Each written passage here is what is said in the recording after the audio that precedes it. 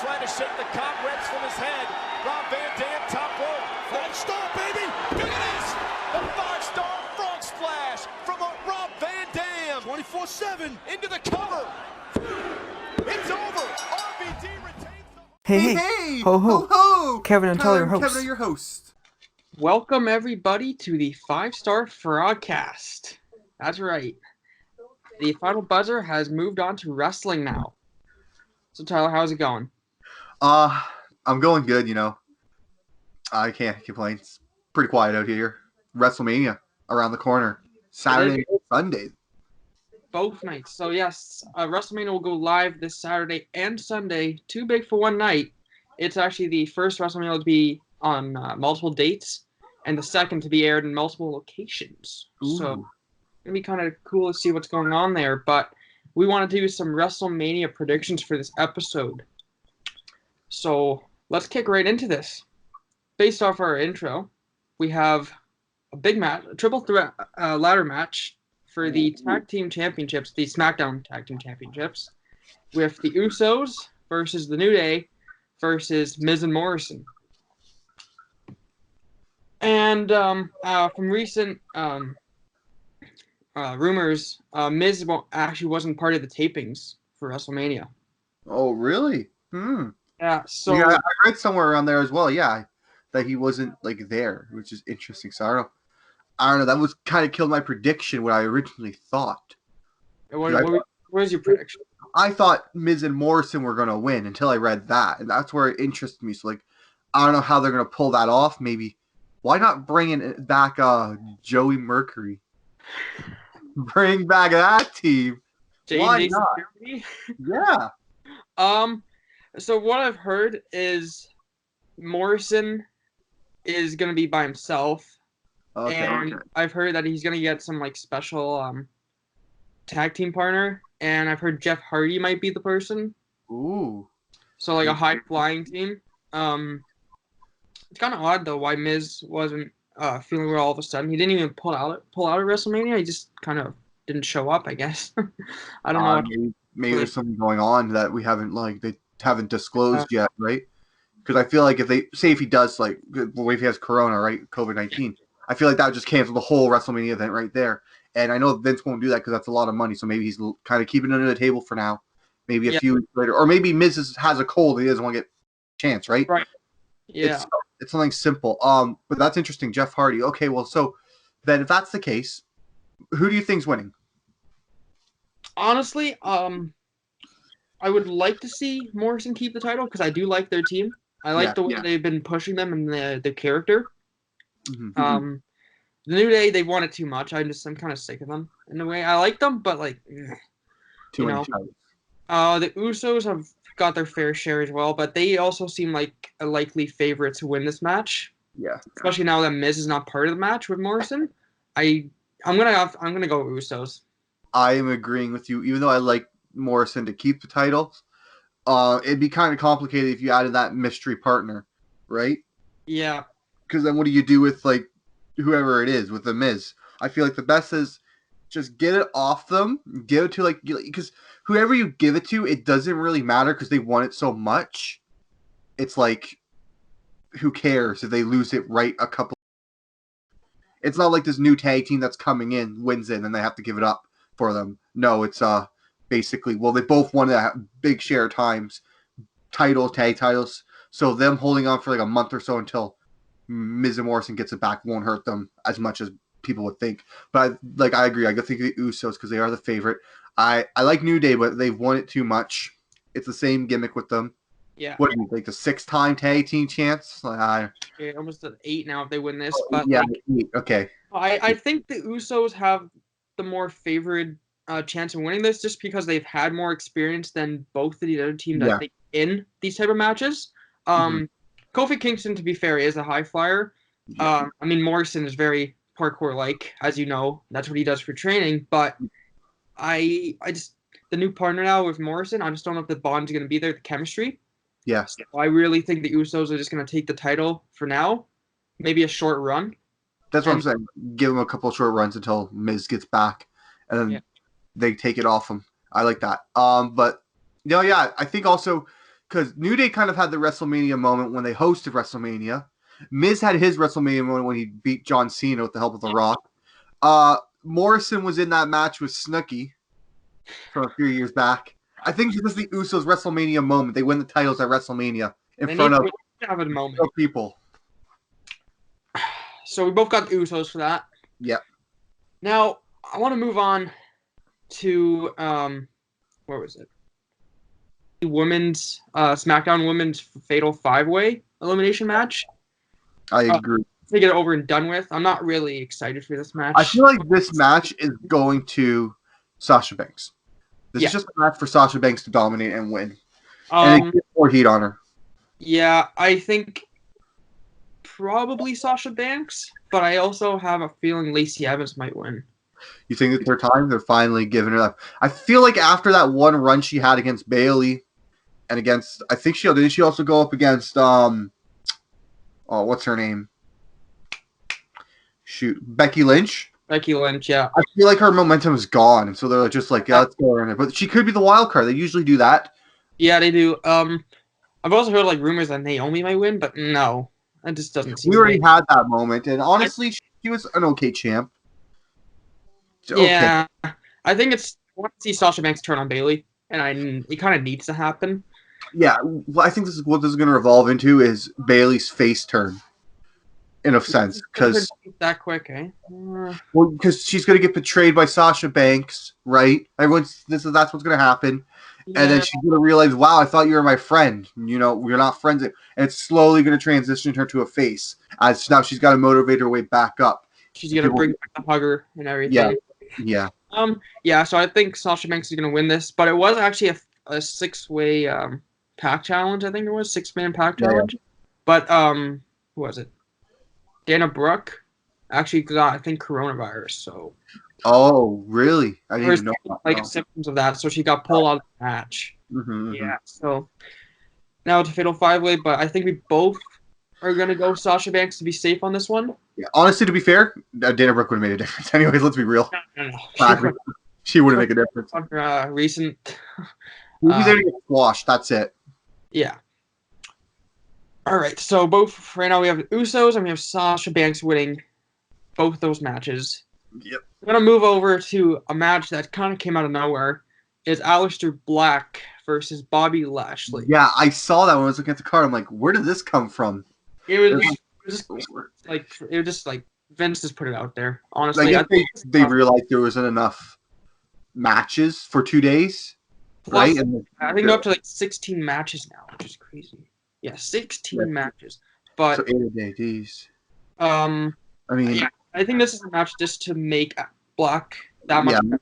Yeah, looks strong. Aleister Black's got to win. He's on a momentum rush. Bobby Lashley hasn't done anything. Like, move to SmackDown maybe and go for an IC title or something. Yeah, maybe. I can see that. Maybe that'd be good for him.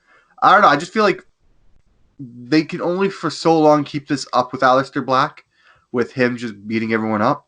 Then eventually they're going to have to give him a challenge. Get called up. Yeah. $100 to just get kicked in the face. Yeah, exactly. Like, whatever. No, but I feel like Aleister Black has to win this one. It's simple. It's easy picking right there. It's must win for him. If he loses, it looks really bad on him. Mm-hmm, for sure. But Bobby Lashley, I just don't think he has much left. No, he's treating him well. They were supposed to make him. He had a chance to face Brock Lesnar at Super Showdown. They made Ricochet face him. So yeah, I know. I don't know what they're doing. I'd probably leave WWE.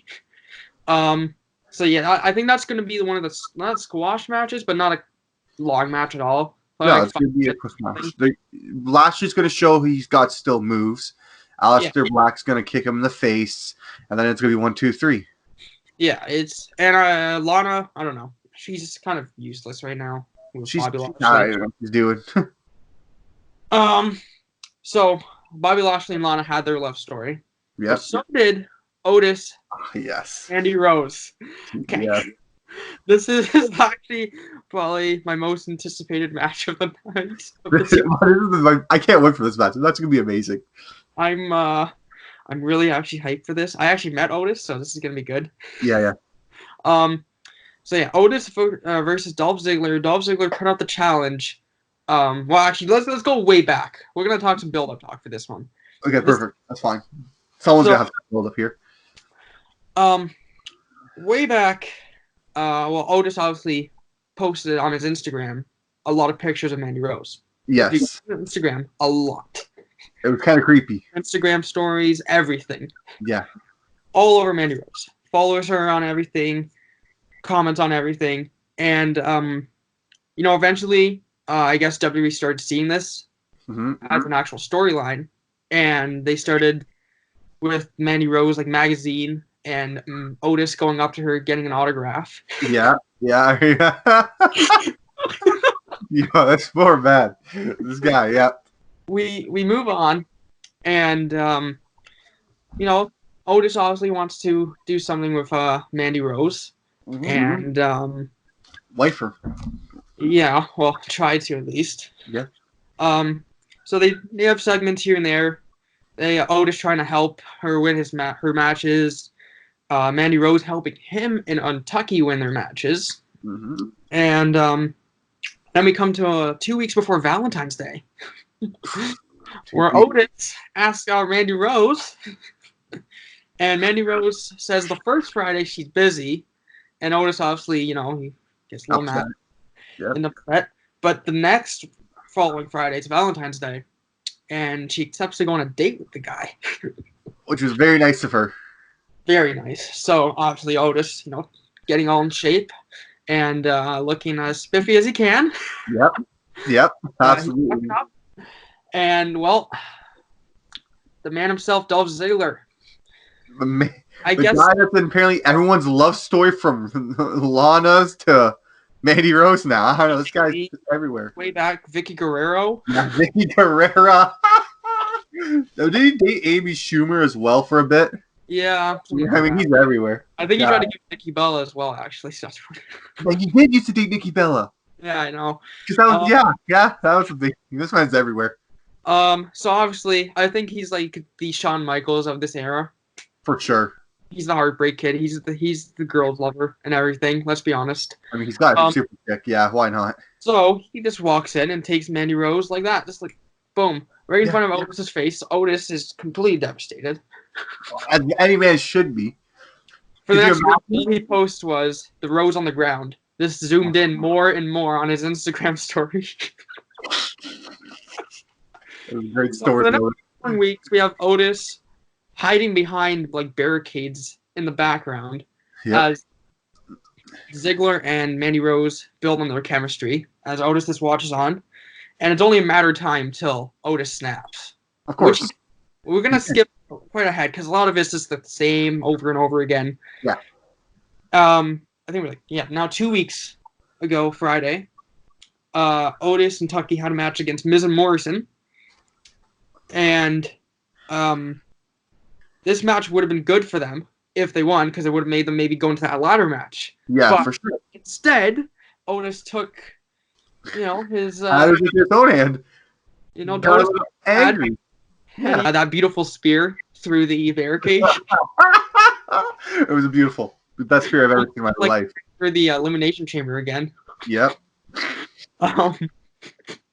So Ziggler put out the proposal that he would face Otis with Mandy Rose in the corner, so he could embarrass him in front of him. So now we leave to the match at WrestleMania, my most anticipated match of the night. Well, I think it's gonna be on Saturday, so that's why I'm saying the night. I'm going Otis on this. Otis has to win.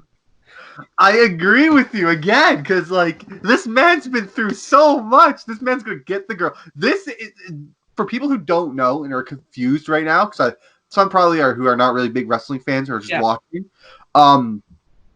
This is basically any bad rom-com in the world. The bad guy steals the main character's girlfriend or love interest, takes her on a date, bullies him, gets him mad, and then in the end of the day, the main character, who's not the greatest looking, not the skinniest person, not the strongest, not the brightest, but he is strong. Not the skinniest though. Yeah. but he ends up winning the girl over. And this is it right here. This is every bad rom-com in the world happening, and it's gonna happen. Otis would hit the caterpillar and win the match. I think Mandy Rose is gonna help. Oh, you think so? I think Dolph Ziggler is gonna force Mandy Rose to do something that she doesn't want to do, be that type of person. And Mandy Rose is gonna slap him in the face, and then Otis is gonna do some his worm thing that he does. Caterpillar, yeah. Absolutely. So, it has to be Otis. If Ziggler wins, they just hate Otis. They just kicked Otis even more down because they made him lose a title potential opportunity with SmackDown, and now he's not even with the girl he wants. That's just a kick right there in the gut. So, I think we predicted everyone. I think all the matches we predicted the same people. So let's see how this one goes. This is actually I hope this match doesn't go long because I don't really care about it that much, especially because the titles haven't been really relevant. They've been introduced. It's the tag team championship for the women's side. Yeah. Yeah, the Kabuki Warriors versus Bliss and Nikki Cross. I mean, it's like there's only limited teams in that division. For sure. With women. So, I really think they're kind of not pointless, but maybe, move them to, NXT or something, you know? Yeah, she's moved to NXT. I think you have more potential moving that title down to NXT because you can create more opportunity because there's a lot of women on NXT that are not getting the opportunity. Yeah. Right? Where if you compare it to the main roster, a lot of the women are just I don't know how to. They're given opportunities when they go for the title, like the 5-pack challenge thing. There's 5 women right there that could easily be fighting for this title. They usually focus on the single title more than the main titles. Yeah, and so I feel like it would. I agree, it would benefit down if they moved it, called the NXT Women's Tag Titles. It gives NXT another title to go with because I know they have the North American title, which in my opinion should be called the NXT Television title. They have the NXT main title. Don't they have the NXT Cruiserweight title now? They have the Cruiserweight Championship. It's just called it's still called 5. Okay. Oh, okay. Yeah. And then obviously the tag title's there. And the women's one. Women's championship. And then if you also really want to, they sometimes fight for the UK title. Yeah. Yeah, but I think definitely you benefit more if you put the women's title down there. Like I said, you could add more people. You get better options. You give more people opportunities to show off what they can do. And it's not only that; it's the fact that the Kabuki Warriors haven't defended their title in months. I know that's their first title. And Bliss called them out for that. And I mean, recently since the COVID-19 pandemic breakout, Kairi Sane has not been on TV. We don't know why. Maybe she's sick, maybe she's not. It seems like WWE's trying to hide more of who's affected by COVID-19. Yeah, then we're leading on. Yeah. But Asuka's been coming out by herself on both nights, acting. I don't know what she's doing. I don't know if you've been seeing her. I've seen her. She's interesting. She's doing her dance, and she's on the mic screaming.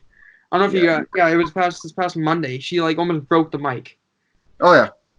The volume a lot of professors in our program wouldn't be happy with how she's using that mic. Oh no, Phil would not be happy. No, Phil would definitely not be happy. But no, yeah, I don't know. I get it. You know what they need? I know they tried to do this with Paige, and it didn't work out because Paige is not a good manager. But they need a legit good manager. Yeah, I don't know. They've done that a lot though, so I don't know if in the end, it's not the manager that makes matches. It's Vince who tells the manager to make the matches. So really, I think we just need Triple H to come up and take over because he knows what he's doing NXT. That's fair. But this match is probably gonna be my piss break, to be honest. So, I rather have Alexa Bliss and Nikki Cross winning just because they're actually gonna probably defend the titles more often than here's where we're different. Oh, okay. Alexa Bliss has been too long a face. Alexa Bliss as a face isn't good, in my opinion. Okay. This is her chance to turn on Nikki Cross, and I think it's going to happen. We're going to have another cross. Okay. Now, one with Sasha. It's both in the women's matches. On the SmackDown side, but yeah. The one with Sasha Banks because, cross as in you can't really all call that a cross. She's taking her opportunity, but people are going to consider it as a cross. But this one for sure, I think, like I said, Bliss has not been a good face. I can't get behind her as a face. She was 100% prime as a heel. She was a great heel. Because she's just got that face that you want to hate. You know what I'm saying? Yeah, I know what you mean. And I kind of, it would make sense to do that because I think Nikki Cross kind of took advantage of her fame. Yeah. And made her bigger. Well, up to now. She's still not very big, but she got more fame from Alexa Bliss. Mm-hmm, yeah. Tag team partner. She get a title opportunity because of Alexa Bliss? Yeah. Right? Against Bayley, so like... I don't know, man. I don't know. It's just when they made her a face, it made no sense. I think they're doing it because there was too many heels at the time, and they did not know what to do. They put themselves in the corner. But I feel like this is the time to let her go back to that heel, and then also the Kabuki Warriors so they can win and bring the title down to NXT. Fair enough. So Kabuki Warriors for you. I have Alexa Bliss and Nikki Cross, but that possibly could happen another heel turn at Mania. There obviously is always heel turns and face turns at Mania. How it works. Another match here. Let's move on to the IC title with Sami Zayn, the Psycho. Actually, well, he's not Psycho, but he's Psycho. He's the operator, though. As he likes himself. With Cesaro and Shinsuke Nakamura versus Daniel Bryan and Drew Gulak. Now, first, before I get into the match, what are your thoughts on Drew Gulak coming up with Daniel Bryan like that quick? I mean, it's interesting. It's very interesting. I think it's good for Gulak because he's getting to show he's actually a good wrestler, and I know he's a good wrestler. I've seen him wrestle before. He's a great wrestler, for sure. A great wrestler. Yeah. So it's good for him. It's coming up a bit quick, obviously. The fact that because they were just like fighting not so long ago, like a month or so ago. Elimination Chamber. So like. It's quick. Yeah, it was like, whoa. But, like, you kind of get it, though. So it's like, oh, it's a respect thing. You know, oh, you put a good match on, which they really did. Yeah, they really did. It was like 12 minutes, but they put on a good match. Yeah. And so then they're like, oh, well, you know, because you put on a good match, that's a respect thing for me. So, yeah. So it's like, it's coming up quick, of course, but it's like, to me, it's not a surprise because, like, they're going with the respect storyline. That being said, I feel like it should be Gulak going for the title, not Daniel Bryan. Okay. I think this is a good opportunity if it was for his Gulak. Gulak could probably show off his skill, and if that was the case, I would have him winning the title. But because he's not in the match, and Daniel Bryan's already won the IC title, and they need to give Sami Zayn that title run. They need to give it to him, and this is his chance. So I think Sami Zayn will win. I think as much majority of people don't really like Sami Zayn, especially that he's just kind of using Cesaro and Shinsuke. Let's be honest, he's using them. Oh, that's a perfect heel.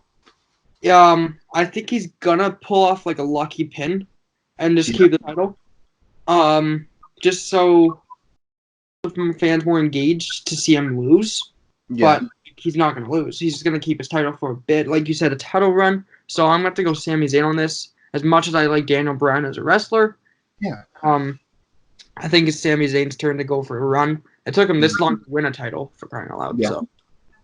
Well, I mean, like, the guy deserves it because Sami Zayn could be a legit middle card, like, main person. You know what I'm saying?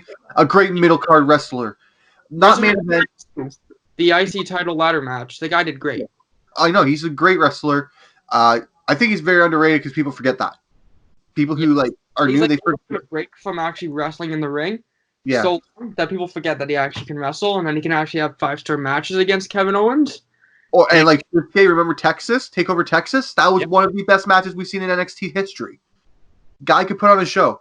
So I'm expecting this match to be really good. This match might steal the show, potentially. It might steal one of the nights. Yeah. I don't know if it's going to steal the whole show because there are some big matches coming up ahead that we'll be talking about. Yeah, okay. Fair. Probably for the night. That night, for sure. Especially if they throw Goldberg's match in that night. Yeah. So now I want to move on to, I think this is going to end all the tag team matches. Oh. The Street Profits. I'm a fan of these guys completely. Coming up from NXT all the way. Good team. The Street Profits is the PG version for calling it the Street Dealers, but we're For not. sure, easily, yeah. And they're gonna face Austin Theory. And I would know. Angel Garza is probably one of my most loved wrestlers right now. You really like him? I love his character, man. He gets the mustache going, has a slick back hair. Yeah, it's great. He's the guy who wants to punch in the face. Let's be honest. He's perfect. I love him. He plays perfect. If they ever make him a face, I will kind of get mad because he's the perfect. There's no way he can be a face. He's just like you said. He's got that punchable face that you hate. You hate the guy. But I agree. The slick mustache, the hair. Oh, it's so nice. His hair slicked back, the mustache.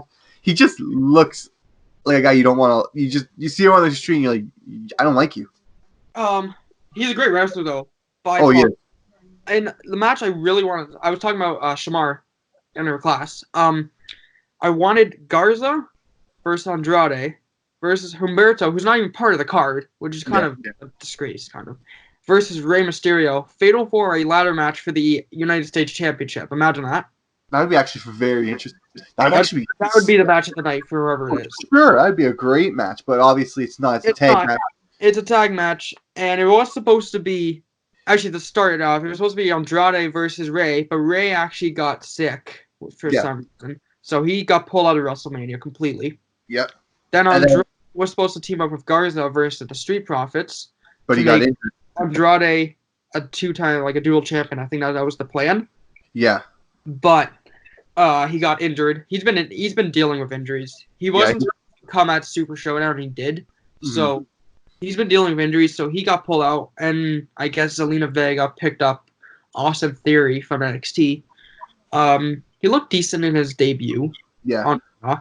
But I just think, as much as I love Garza and I want him to have success early on, I think it's the Street Profits going to be defending their titles and retaining them. What do you think? You know what? I'm going different. I feel like Andreas being Andrade. I don't want to say Andreas. Andrade being out. Yeah. I feel like everyone thinks, oh, they're not going to win, but they don't see a potential here. They could make a stable with these three. You could. And I think it's a good time for Austin Theory. I think he's got great potential to be a good wrestler. Like I said, he looked good in Raw on his Raw debut. And I feel like with WrestleMania, if they let the match go a little bit longer, I think he has potential to show his true potential as a wrestler. We obviously know with the other competitors in the match, they're already good wrestlers. I do like the Street Profits. They are a fun tag team to get behind. They're hype. They love to party, and it's just they're a good team. I genuinely think they're going to probably win, but I want to believe. Like the logic's telling me, yeah, they're going to win. I don't think they have the. How long have they had the title? Really, a couple of months. A month. They're not going to take it off them right away. No. Right now, especially with who's in it, they're not going to take them off right away. But from the logic side, saying yeah, them Profit, but like the heart is saying that team, Austin Theory's team, man, because I want to see it. And the thing is, because of what Garza's character is, and Austin Theory is coming up out of nowhere. Yeah. WWE tends to do this sometimes. They pick like a big name, and they don't really do good with the guy in wrestling. I mean, they don't have a lot of cruiserweight wrestlers like Sean, Perkins, that guy. Oh yeah. So I feel, what if Garza wins the titles with him? Andrade comes back, and they just completely bash Austin Theory, and I know. Garza just keeps the title for himself with Andrade. That could actually part a rivalry then. I don't know. I feel like a stable. I can see a stable with the Latino stable with Austin Theory. Yeah, exactly. It's fine. So I think those are all the tag matches out of there, I believe. Yes. So now we're going to move to one of the bigger matches of the two nights. I don't know. We don't know exactly when all these matches will be placed, but it's John Cena versus The Fiend, Bray Wyatt, in what's now a Firefly Funhouse match. I can't wait. Firefly Funhouse match. This is another match that I'm This goes back to WrestleMania 30, 6 years ago. Oh, 6 years ago, the Wyatt family, Bray Wyatt himself there, was trying to torment John Cena. Yep. Turn heel, obviously. It was actually the closest chance at John Cena turning heel. Oh, he yeah. got almost to the point where he almost turned heel, but he didn't. And he ended up finishing off Bray Wyatt. And Bray Wyatt claims what he said on SmackDown like 3 weeks ago, kind of changed him. Mm-hmm. And made him want to change his character fully and revamp himself into the Fiend. Yeah. And the start of his terrible run of losing every match, which in a way it's very true, right? Yeah. And John Cena called him the most overhyped, Which is overrated, complete lie. Complete lie. Wrestler out there winning the titles, keeping him for that long even, but he wasn't the champ for that long. He kind of got squashed by Goldberg away.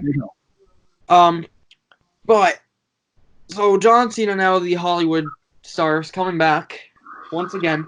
Yep. To face the Fiend, Bray Wyatt, in a Firefly Funhouse match.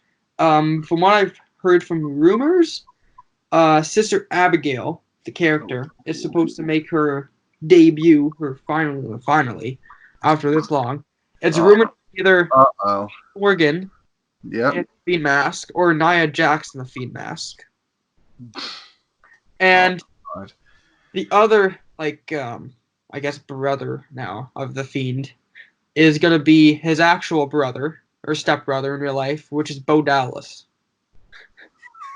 Yes. And in the Fiend mask, obviously, because they're and they're supposed to, I don't know, because the Firefly Funhouse match is probably gonna have a bunch of twists and turns. That's what I like to see. I want to see, because you're obviously doing this on TV. You could do a quick intro. You could have where it looks like the Fiend and Bray Wyatt are two different characters. You could. I kind of want to see. You know how they said multiple locations? Why not find the most remote location with enough space to build a house? A little house. Kind of like what he did with Randy Orton in the whole house there. Yeah. Or he could just go back to the house, wherever that was. I think it was in Tampa. I think it was actually in Florida. So they could do it. They could. Yeah. And just have Bray Wyatt on his rocking chair again. Normal Bray Wyatt though, with his red outfit, and John walking up, and then him going in and having the Firefly Funhouse match. It would just make more sense than just having a typical, because what it seemed like to me is more like a no disqualification match. Yeah. Than the big name. So why not, since it's on TV, and you said multiple locations, why not tape that at some other location? Yeah, for sure. That would be interesting. I kind of want it to be a whole episode of just with John Cena. Just a whole Funhouse episode. Have the intro and everything. Oh, today we got our guest, and he opens the door, and John Cena's right there, and then they start fighting, and he starts beating up Bray Wyatt. Then all of a sudden the lights go out, and then everything changes in that room. It's so light and colorful, and it just completely goes dark, the sadistic side of Bray Wyatt, and the Fiend comes out. I'm okay with Bo Dallas. I guess. It better not. This is how they ruined him. They tried to bring in Sister Abigail before. It was just Bray Wyatt wearing a black veil. It was garbage, and they're gonna ruin it again, especially if it's with Nia Jax or whoever it is. Come on, stop it, WWE. You failed once, don't do it. And they're gonna ruin the character if they do this, and they're gonna ruin it again. And at that point, Bray Wyatt's gonna say, "You know what? I'm done. I'm going to AEW." Ooh, that's a big statement. Especially if he loses, which he shouldn't. He's winning this match. He's not gonna lose because John Cena is a part-timer. And I think John Cena, even though he's here, but I think he has more respect for Bray Wyatt than that. Oh, yeah, easily, yeah, for sure. And I think he's gonna lose. It just makes sense. John Cena's not really wrestling anymore. He's more into movies now. He's kind of turning into The Rock. And the Fiend's still gonna be here for many years to come, probably. So I think Bray Wyatt's gonna win the match. I don't know how the match is gonna go. I mean, it could just be a one-room match, like you said. John Cena's there, and that's the match. It could be a no disqualification match. Could be a false count anywhere match. Maybe that's why they said on multiple occasions. It could be my idea of actually a Firefly Funhouse This is the middle of nowhere. Really, they haven't really given much of an idea of what's going on. No, but I guess we both got very wide for that. I mean, it's kind of the obvious pick. Yeah. Okay. I'm gonna go to a match now that is another one of those like matches. Elias and King Corbin. To put it like this, I just think King Corbin needs to win, so I'm going with Corbin for sure. Going quick with Corbin. Okay, well, I'm actually a fan of Elias, like a big fan, and based off King Corbin punching him off the top of the oh God, railing. that terrible shot. Yeah, did you hear the sound effect they used? It was so bad. They could have hired us to do a better job at shooting. Like honestly, to tell you the truth, we would have done way better. So yeah, I want Elias to win this just because King Corbin. I know he needs a push, kind of, but I think Elias needs a push. I want to see Elias win a championship in WWE. Make him the Intercontinental Champion.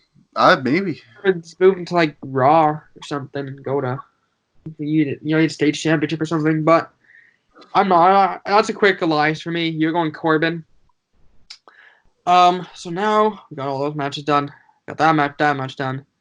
I think it's time we go to Kevin Owens versus Seth Rollins. Right now it's said under a singles match, but it probably will become a no disqualification match.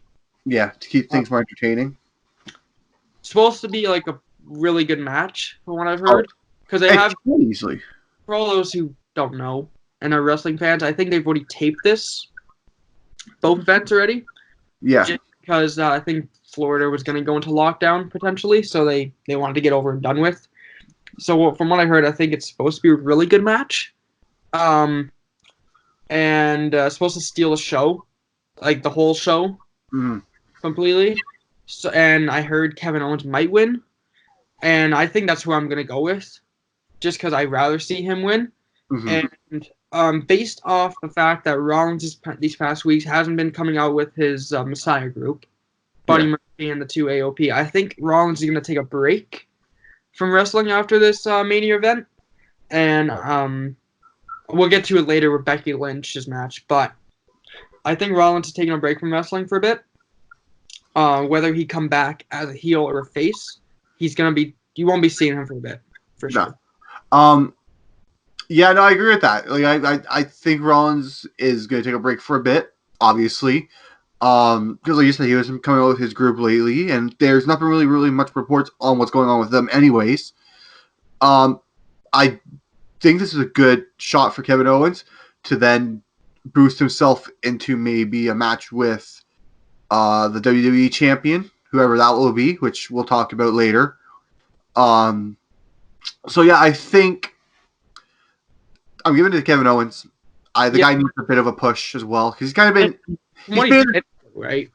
He's kind of stuck right now in this gray area of like, he could challenge for a title, but he just needs a certain win to get that push to make him a bona fide contender, quotation marks. Yeah. So I think this really win against a guy who's made a history of making WrestleMania his moment. Yeah. They should call him Mr. WrestleMania, really, if you think about it. With all the stuff he's done, that curve up into the RKO, I know that was like, he was RKO'd, but him cashing in the Money in the Bank. What else has he done in WrestleMania? He beat Finn Balor, right, for the title? Yeah, he beat Triple H. Triple H. He's have so many great moments at WrestleMania. I've Shield moments with them. But like Seth Rollins proclaiming that like the Performance Center won't be anything without him. All this wouldn't be anything without him. Yeah, that too. Everything wouldn't be anything without him. It's kind of slap in the face of some wrestlers, but in effect, it's kind of true because he did come into wrestling ahead of everyone else. Oh yeah, for sure. And from what Owens has been through, losing, maybe a couple wins here and there, but I think it's time you push him over Seth Rollins. And that's a great way to do it. And it also proves, because you know how he said, NXT's without me, NXT wouldn't be around. This is also a good opportunity, even though it's completely true, because he was the first NXT champion, and I feel like he really brought it every week for NXT.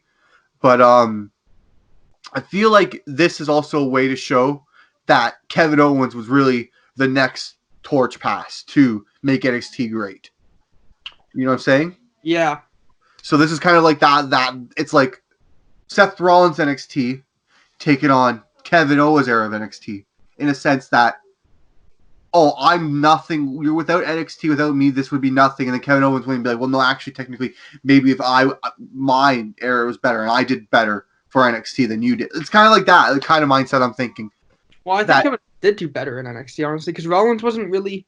He was the first champion, but like other than doing Shield for a little bit, he kind of just moved up to the to the big roster instantly. So honestly, I think Kevin Owens had a better run in NXT than that's why I'm saying it's like that kind of mindset's like, well, no, I'm the reason why NXT's around, not you. But to be fair, Rollins came in earlier when FCW was still a thing. Yes. So he did do a lot of stuff there for like 3 years. Oh yeah. When he got into the WWE, he was in Florida wrestling. Yeah. So obviously, that's where actually most of his training went into. So he already proved that he was a champion and he's great. Yeah. That's why they gave him the first title in NXT. To be realistic, it's because he already proved it. So they knew once they did that, they were just figuring out what to do, and they figured out with the Shield and everything. But I do agree. I think Kevin Owens had better run and better matches, in my opinion, because he's got some great matches in there. So many good ones. So we have both on Kevin Owens there. So now we're gonna move to we'll do this one. Goldberg versus To Be Determined. Yeah. So again, it was pretty big in the news, but for wrestling. But Roman Reigns has backed out of WrestleMania due to COVID-19 and the fact that leukemia. And he said, like, I think it was like 11 hours ago or something, like yesterday, it was like a choice for his family. So he's just being safe, in other words. And he doesn't want to be competing at the Performance Center, I think, for whatever, how long he just wanted a chance to be where someone might be lying with something, which makes sense. Yeah. He wants to take care of his family. So he's not going to be at WrestleMania, which is kind of different because he seems like the character has been pushed the most at WrestleMania. Yeah. So he's not going to be there. The whole build-up of them having the conflict is kind of pointless now. Mm-hmm. So it's Goldberg versus To Be Determined. So who do you think is going to be the person he faces? Do you think it's going to be a random return, like a surprise return, maybe? To be fair, I don't know. I think it's going to be a squash match with, I don't even know who. I think they're just going to bring some. It would be funny if it's Dolph Ziggler. Let Dolph Ziggler lose 2 nights in a row. Why not? I feel like whoever he's facing is a squash match because I don't see you. Because if it's not a squash type opponent, and for people who don't know, squash means basically an easy match that ends very quickly. Yeah. So for the people who don't really watch wrestling as much, if you're listening to this podcast, I don't know why you're listening to this podcast if you don't watch wrestling much, but maybe you want to get your daily dose of Final Buzzer action with Kevin and me. I don't know.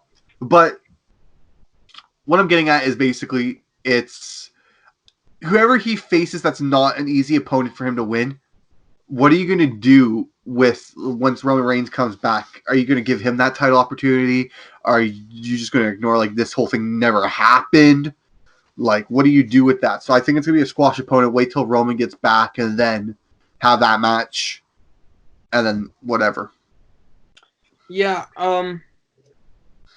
Vince definitely still wants to see the Roman and Goldberg first spear match. Many fans don't really want to see it, but Vince has his own mind of himself. So, but anyways, that a match would be kind of cool to see, but I think Goldberg is going to be facing Braun Strowman because if you look at it now, Braun Strowman hasn't been on TV recently. He's not part of the card, which is kind of odd. So he seems like the only other guy to actually go into the match against Goldberg, and I think he's gonna beat Goldberg. Oh yeah. I just don't see Goldberg beating Braun Strowman. He could barely lift Bray Wyatt for the jackhammer. So him doing it against Braun Strowman would be kind of odd to see. But yeah, so I'm gonna go Braun Strowman as the his next opponent, and I think Braun should win the title for his first big title, other than the IC title that he won briefly. But then again, they could make Goldberg win just to keep the title. Maybe not even make him defend it till Roman comes back. Yeah. I did hear rumors that it was going to be Braun Strowman. I don't know if that's true or not. I did hear rumors. I just don't. If it does, it's once again, it's like what happens with the whole goal or Roman Reigns things. Like obviously, it's not impossible to make that match happen. You can easily have it where, like, whenever they're doing normal back, like SummerSlam comes around, you somehow involve Goldberg, and Goldberg's just talking and blah blah blah, and he just talks, and then Roman Reigns comes down. He's like, "Yo, we never had a match at WrestleMania, so let's do it here at SummerSlam," and no one touches Braun. You can easily do it like that, but I just feel like I don't know. Honestly, I don't think the championship makes that match any different. It doesn't. No. So honestly, you don't even have the championship because being a champion is not going to change the fact for Roman to be more pumped up to win the match. He's not. It's just a spear versus spear. That's all. It's really like. Yeah, no, I feel like that whole match. It's like for Roman, it was like an extra. It was like a bonus check. I get to beat Goldberg and be a champion. Like, that's what I think it is. And so, yeah. I don't know. Do you think WWE is going to punish him, though, for doing that? Backing out or no? No, they've, he gave the request and they gave him it. Oh, okay. It wasn't like, I'm leaving. Okay. You're not leaving. He's just like, he's taking a break till... Till it's all settled. Yeah, fair. Roughly July. That's what I've heard from, like, news and everything. It's total out of context, but... Yeah. We're going to move on to... I think it's the last women's match that we have for the night. Oh, no, we have two more. But we're going to talk about this one first, because I think the other one, even though this one I think is more better of a match, it's Rhea Ripley versus Charlotte Flair, the NXT Championship. So yeah, I mean, Charlotte won the Women's Royal Rumble this past year. I completely forgot about that. If you didn't know, for all those people. And for people who don't know what the Royal Rumble is, it's probably the biggest, one of the biggest events of the year for wrestling, other than WrestleMania itself. It's their four. They call it the four. It's WrestleMania, Survival Series, SummerSlam, and Royal Rumble. It's their four names. Yeah. So Flair, she won the Royal Rumble to get any championship match she wants at WrestleMania, and many people just thinking Becky Lynch again. I was not a fan of that. Nope. Bayley was there, but like I don't want to see Bayley and Flair. So she decides to go for Rhea Ripley. Actually, Rhea Ripley kind of called her out, to be honest, to be fair. Because she came out, put the title over her head, and said, why not face me? This championship right here. Let's go. Let's fight at WrestleMania. So Charlotte Flair goes on NXT, attacks her, and says she accepts. Yeah. So then they go back and forth on both companies. And then we recently, because of the COVID-19 breakout, we've just been getting like more like talking build-up than actual fighting. Other than like little clips of like this past Monday of Rhea Ripley earlier in the day walking, and then Charlotte Flair attacking her like a little bit. Yeah. We haven't really been getting full build-up that we wanted for WrestleMania. And that's for all matches, let's be honest. Because like if you look at this card, imagine there were fans. Fans would make them way more better. They're missing a lot. With fans, this match would have been 100% better. It's good already, don't get me wrong. I think this is going to be one of the best Divas matches we've seen, or women's matches we've seen in the WrestleMania card. I think the Baszler versus Becky is also going to be really good. So those are the two I'm very excited about. Like, I'm actually going to enjoy watching. I like how they're actually building it up. Because it's not a lot of, beating each other up, like how Baszler and Becky's going, which makes sense for their characters. Yeah. But like, with Charlotte's character, she's not the type of character to attack all the time. Like last Monday was a great example of her just, attacking someone randomly out of nowhere. Yeah. But like just once. Like there's a lot of talk and it makes sense, and I feel like really Rhea Ripley doesn't want to injure her. Like her character wouldn't want to injure her in quotation marks, and just making an easier fight for her. She wants a challenge. That's why she challenged her originally, because Charlotte's probably one of the best female wrestlers in the WWE. If not, you can argue probably in the whole entertainment business. She is, and I think I don't know. I don't want to see Rhea Ripley lose the title, Mm-hmm. but I think of how big of a name Charlotte Flair is. She's gonna win the title and move down to NXT.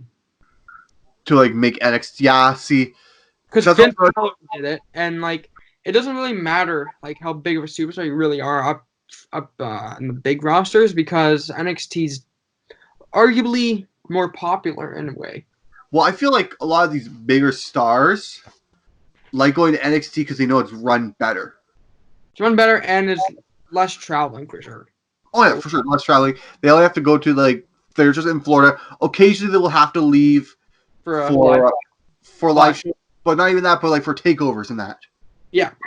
And that's like they do that every other couple of months. I think Flair is gonna win the match, though. I really want to see Rhea Ripley win it. Maybe they're gonna do a little switch. Rhea Ripley comes up, Flair goes down. They could. I think though I'm in disagreement. I think Ripley's gonna win. Yeah. I feel like you can't take the title off her just yet. I feel like this will catapult her into atmosphere level of Becoming like one of the best. yeah. And now hear me out. You still get what you want. I think Charlotte's upset about that because Charlotte is Ric Flair's daughter, and I feel like she's got that attitude of like I'm not letting you get this one over on me. I don't want this to be on my records as the one person that I never beat, right? So I feel like maybe they bring her down, keep Charlotte down, have a rivalry go between the two, and then eventually Charlotte takes advantage and takes the title. And then at that point, Ripley's already skyrocketed. So one loss wouldn't hurt her like a couple of months down the line. She bumps up to the main rosters and challenges, say, Sasha Banks for the women's SmackDown title. Okay. Tyler making some big, bold predictions here now. Exactly. I'm thinking ahead. I'm thinking game plan. WWE, sign us up. We can make your plans for you. We're gonna go. We still have quite a bit of matches here. I got like a little bit here to go. Yeah. We're gonna go to Undertaker Oh, yes. versus AJ Styles. In a boneyard match. We kind of briefly talked about this on the Final Buzzer, which you can go check out on Riot Radio. But, It's crossover. Yeah. we got to talk about this. For sure. AJ, for countless weeks, have been calling himself the man, Mr. WrestleMania, the new guy to run the show, the phenomenal one, as he always proclaims he is.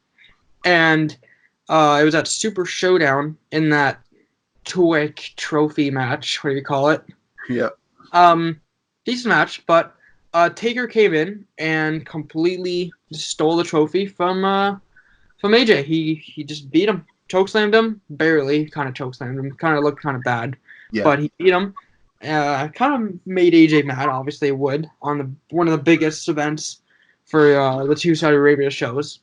Yeah. And then we go to, I think it was Elimination Chamber. Yeah. And Aleister Black, did he beat AJ Styles? I think he beat AJ Styles because Yeah, he beat him because again, Undertaker. He came in and slammed him. So that's it. AJ was done. So the next Monday, this was in front of fans. This is before the switch. He calls Undertaker out, saying that Michelle McCool, his wife. Yeah, he didn't call Undertaker out.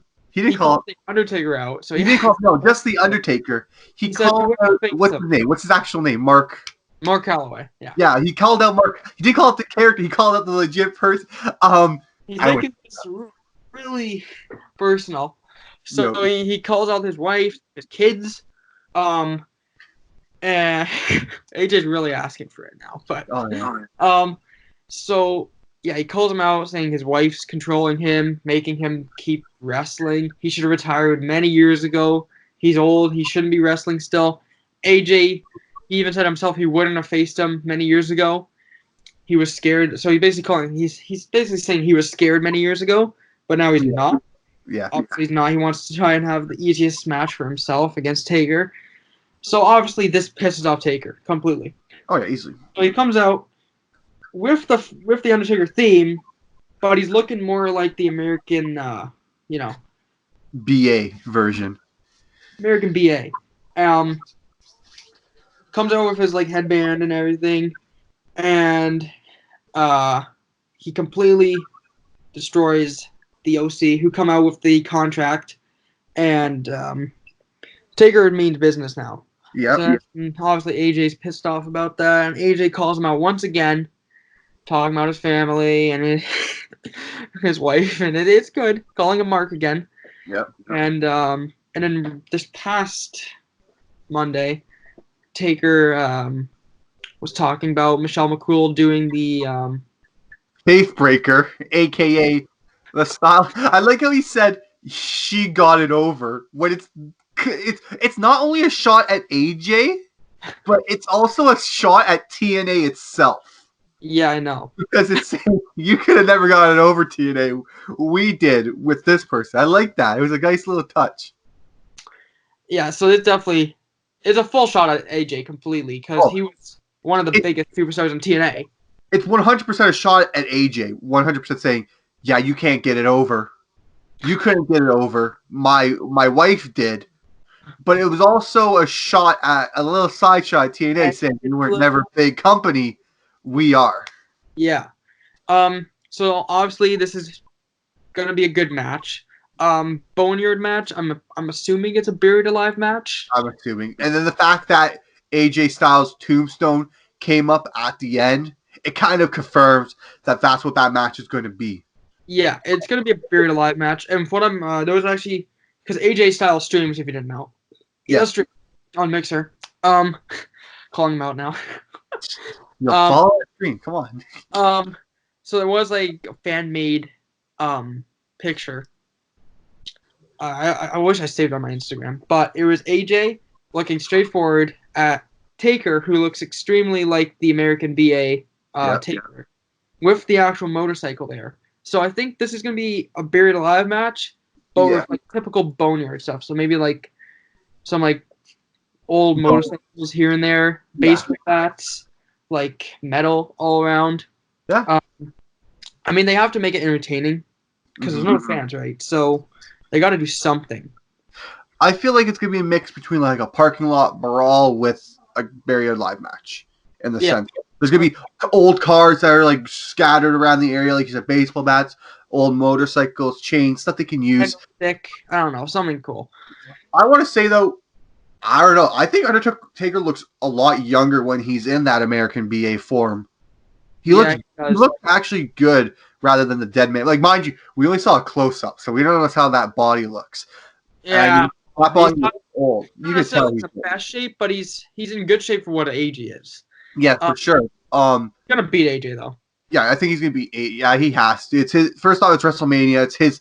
Yeah, I know he's lost to quite a bit recently. Twice now, yeah.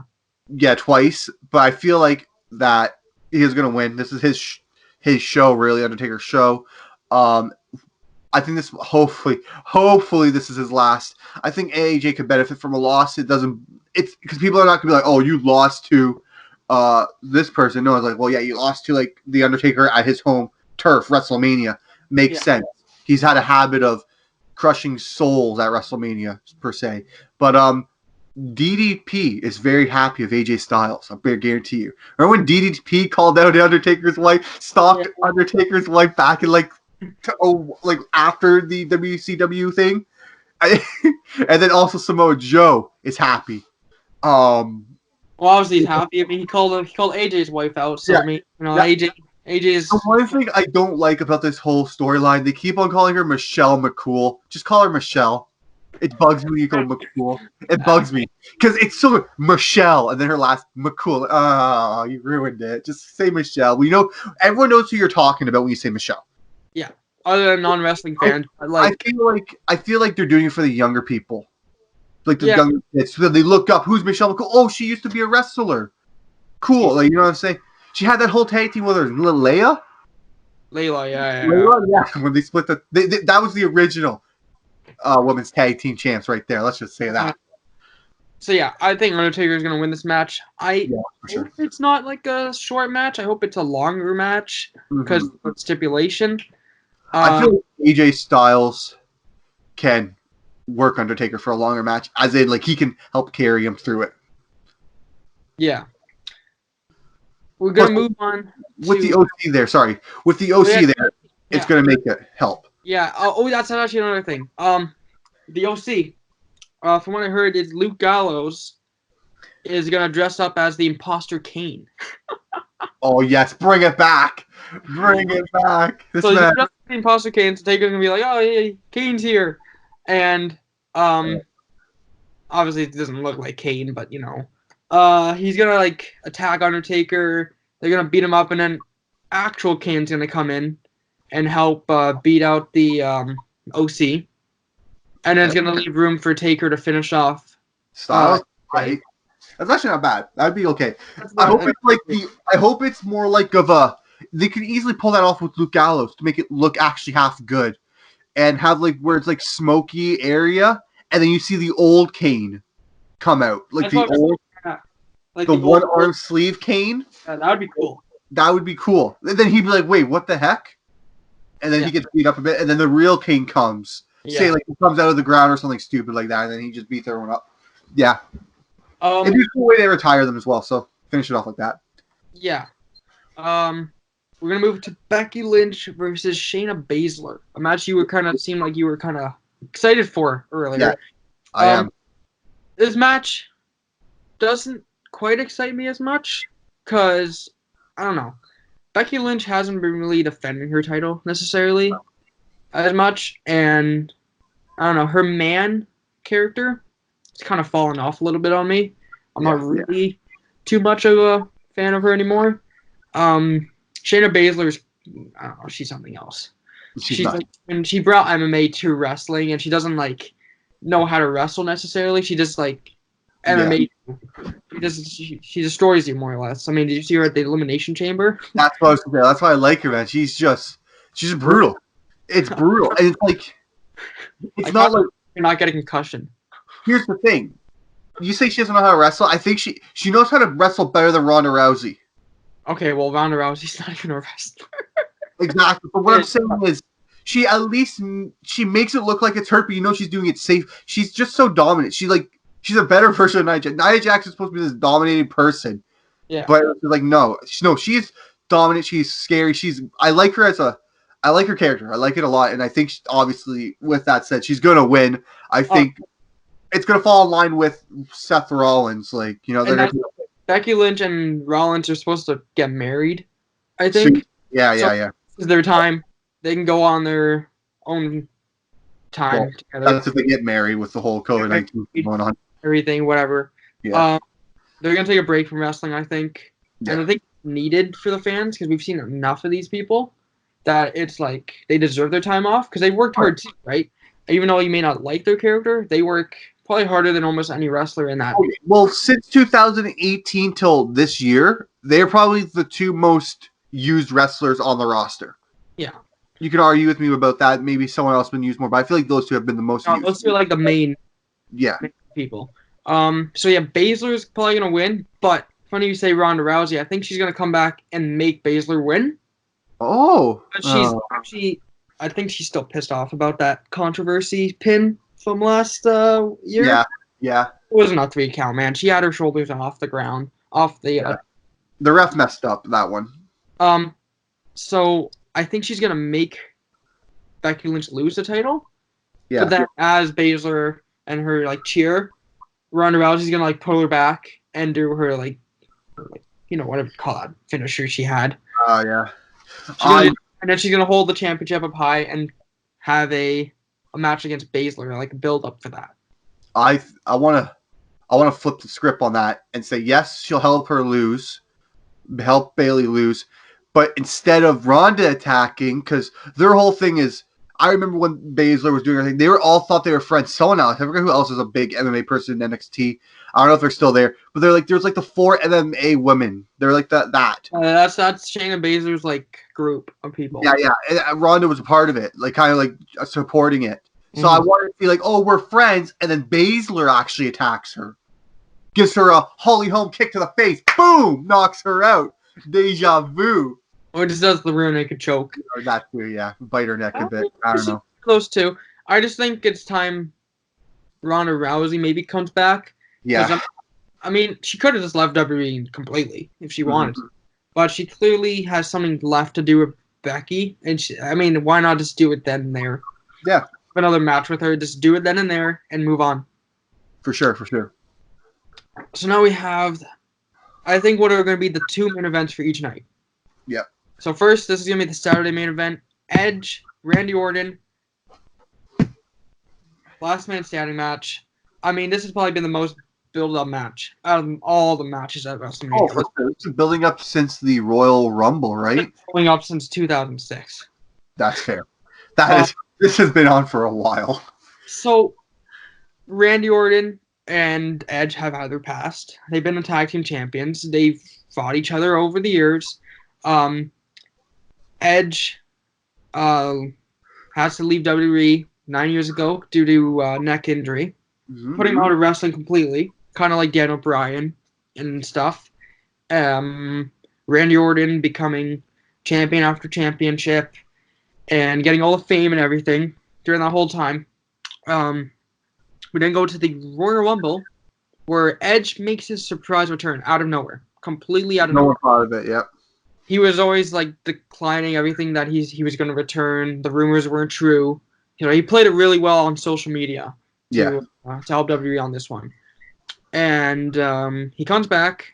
They have a little team up, and Randy Orton seems like he's going to throw him out of there, and Edge catches him. And then as they go and I think it was attacking like Corbin and something like that, Edge throws him out of there. So that kind of sparked something again. Oh, yeah. And Randy Orton obviously calls Edge out to talk to him, just to congratulate him. He's back in WWE. And he completely destroys him. With a chair shot, everything hitting his neck. Hitting his neck. Chair shot after chair shot. Yep. KO. He completely put him out. He was actually supposed to retire him again, more or less. Yep. We didn't see Edge for 2 months till Beth Phoenix came out, which is, if you didn't know, Edge's wife. Yeah.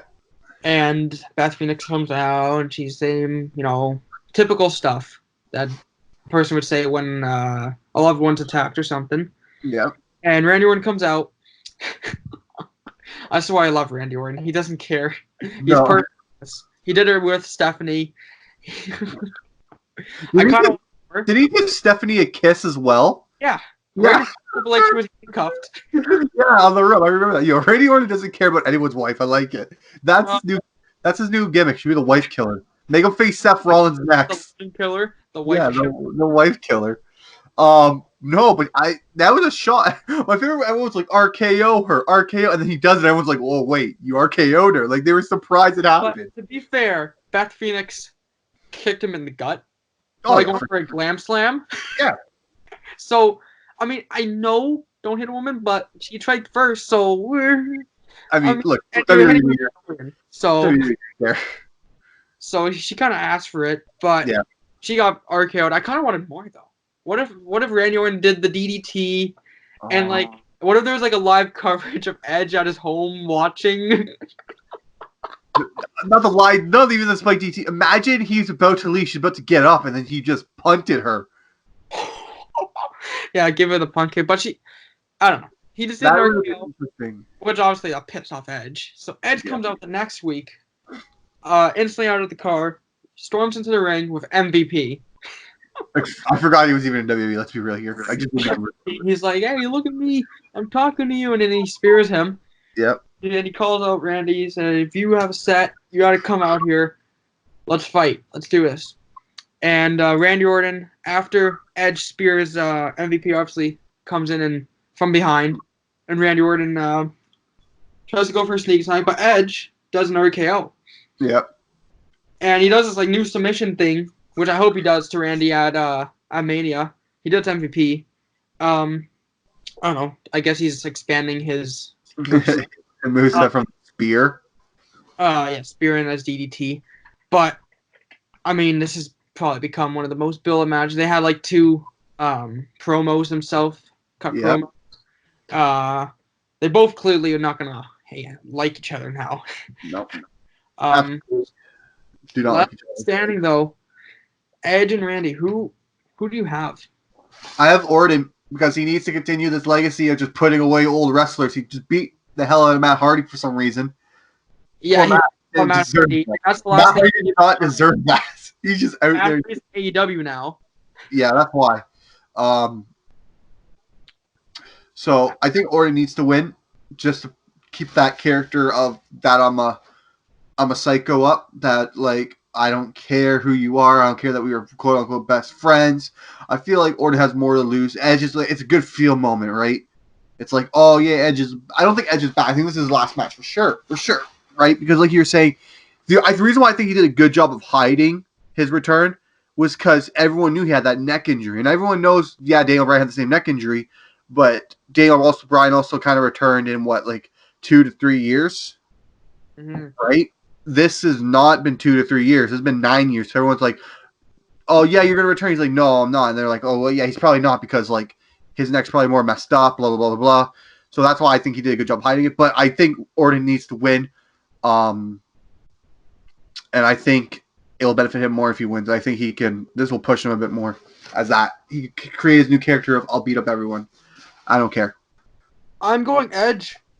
Edge has to win this. I think, as you said, it may be his last match. And when he first came out, he doesn't know how long he's going to be here. He may not be here for long. He may be here for a decent length. And I think he's going to be here for a decent length. I think he's going to get a push. He's going to go to SmackDown where he belongs. And he's going to win the title there. And then he's going to face Rob Gronkowski in WrestleMania 37 main event. God. We didn't even talk Gronkowski this whole time. I don't even want to talk about it. We already know what he's going to do. He's the host. Yeah, he's the host, and he may have a match. Okay. He might actually help Elias. He could. Final match has been going. Brock Lesnar, the Beast, versus the Scottish psychopath, Drew McIntyre. Yep. Now, first of all, before I get into anything, Drew has to come out with his Broken Dreams theme song. Oh, he does. Oh, he does. I had a whole concept before this COVID-19 breakout of like maybe like the Scottish Army or something coming out, hitting the drums and like the bagpipes. Yeah.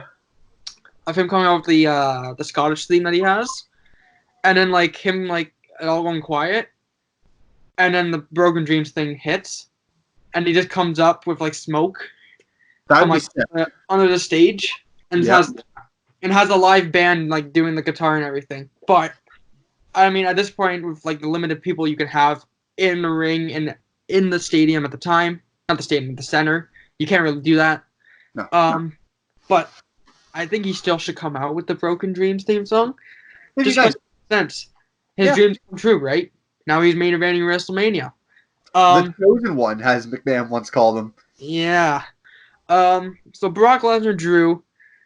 I think it's time Lesnar loses once again, and Drew claymores his way to victory. Yes, I agree. I think Drew McIntyre needs to win this. They've been teasing at his chance at a championship for a while. I honestly didn't think he was going to get it until he won WrestleMania. I'm like, oh my god, he might actually get this.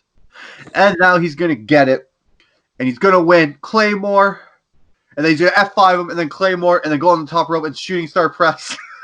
Again, like Brock Lesnar. No, legit though, I think he's going to Claymore him. He's going to win. I like to see him hit the Future Shock. Remember his DDT? Oh, yeah. I'd like to see that move come out. Cool. But I definitely think he's got to win. You can't let Brock. You can't have like potentially 2 part-timers win. At least in my books, because I think it's a squash match. You got to let Drew win. It's Drew's time. Like if he doesn't win this, like oh god, I don't know. If he doesn't win this, he's never going to win ever. Yeah. Brock Lesnar can't win. As much people may like him as champion, I don't like him as champion, to be honest. But They only like Heyman, to be fair. I feel like a lot of people like him because of Heyman. yeah. And what I've heard is Drew McIntyre might get help from Shane McMahon. I know it's odd. I know it's odd. And Shane would probably become like the manager of Drew. But Drew doesn't need a manager. I know, because apparently, I guess Vince doesn't think Drew's the best talker. Even though he's not. The reason why he's not the best talker is because you have him as a face, though. You put him as he's a great talker. You keep some wrestlers are better as face. Like Roman is a great heel talker. Yeah. When he was against John Cena, those were his best pro. Against Goldberg, those were his best promos because he's playing kind of the heel character. The baby face, you gotta be like, oh yeah, I'm gonna win for the fans. With a heel, you can just talk about yourself. And I think like Roman Reigns, for example, he'd be a great heel. He could talk well about himself. Right? Saying that, like he's just this tough guy. That's why I think Drew McIntyre is a way better heel. When he was with Dolph Ziggler, he was way better. Yeah. I think, I don't know if the Shane Man thing's going to come true. Better not. It could, and he could very well become the talker for Drew. But I think either way, Drew McIntyre should win this. It's his time. For sure. So, we've covered every single match for both nights at WrestleMania. If you want to watch WrestleMania, you can get the WWE Network. It's free for the month, so you get WrestleMania free completely. I'm just helping WWE out here now. Sign me up. I might get it now just to watch the matches. Yeah. I mean, there's no sports going on. That's why the Final Buzzer isn't really doing much right now. So we're moving on to the 5-Star Frogcast. We'll be here every week talking about different WWE things and AEW. Yeah, wrestling in general. I don't know. Those are our predictions for this year's WrestleMania. Too big for one night event. Yep. How do you think the two shows are going to go? Let me ask you this before we sign off. How do you feel like this event's going to go, this WrestleMania? Obviously, I'm not talking about like no one being there. I'm talking about the matches we have. Out of 5 stars, what's this pay-per-view getting? I think it has the potential. It has the potential of becoming like a 4-star at least, 4.5. Yeah. It just matters on how they do it, right? I think with all the matches they have, I think it's 3.5. There's some ones that are there's some that are like I'm not going to watch, but then there's those ones that are like yes, this is going to be a good match. I think so. In my opinion, I think we're going for a 3.5 pay-per-view. Yeah, I don't, especially because there's no fans, right? It's just different. But with 30, comparing to like 35 and like 34, I think overall matches on this card, they look a little better. Yes. So that's why I'm going like a 4, just on the matches itself. But we have to see how they do it, especially because there's no fans. It's gonna be completely different. Yeah. Completely different. Like it's not the same. No. But for now, that was the first episode of the 5-Star Frogcast with myself, Kevin, and Tyler. Yo. Thank you, Tyler, for joining me. Thank you for having me. Here next week with another episode to talk about the aftermath of WrestleMania and the week after that completely. Possibly some AEW talk as well, because that's another big company that's still going on. Yeah. But for now, off to the next one.